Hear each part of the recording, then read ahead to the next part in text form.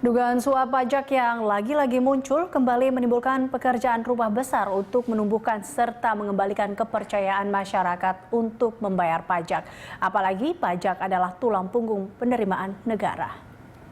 Kalau saya melihatnya justru selama beberapa tahun terakhir ada tone yang lebih positif, ada trust yang semakin besar dari wajib pajak atas berbagai pembenahan. Lagi-lagi saya melihatnya kalau trust ini bukan hanya dari satu atau dua hal saja, tapi melihat sebagai suatu hal yang komprehensifnya, apa pelayanan, terus juga kemungkinan bagaimana adanya sengketa, bagaimana treatment yang lebih baik melalui misalkan compliance risk management yang dilakukan oleh teman-teman di Direktorat Jenderal Pajak, terus juga bagaimana kita tahu bahwa segala macam hal ini semuanya juga sudah mengadopsi berbasis teknologi informasi yang nantinya, nah ini menarik ya, nantinya ini akan semakin mengurangi intensitas atau tatap muka antara wajib pajak dengan otoritas pajak. Nah, jadi kalau kita lihat tone yang semakin positif ini sebenarnya menurut saya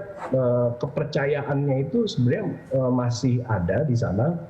Jadi karena secara komprehensif wajib pajak sudah menilai bahwa ini sektor pajak sudah semakin profesional, semakin bersih, semakin melayani dan sebagainya. Kuncinya sebenarnya menurut saya ada 3 aspek ya dalam konteks bagaimana mengurangi atau menciptakan integritas dalam sistem pajak.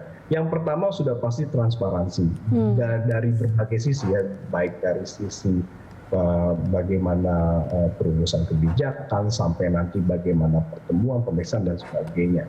Terus kemudian yang berikutnya juga yang tidak kalah penting adalah pengelolaan kode etik, dan yang terakhir adalah bagaimana sistem yang bisa menjamin hal-hal tersebut. Nah, ini adalah kata kunci yang di banyak negara yang saya anggap contoh kasusnya itu berhasil, misalkan di banyak negara Skandinavia atau juga negara di Eropa Barat seperti itu ya, yang juga menerapkan hal-hal tersebut.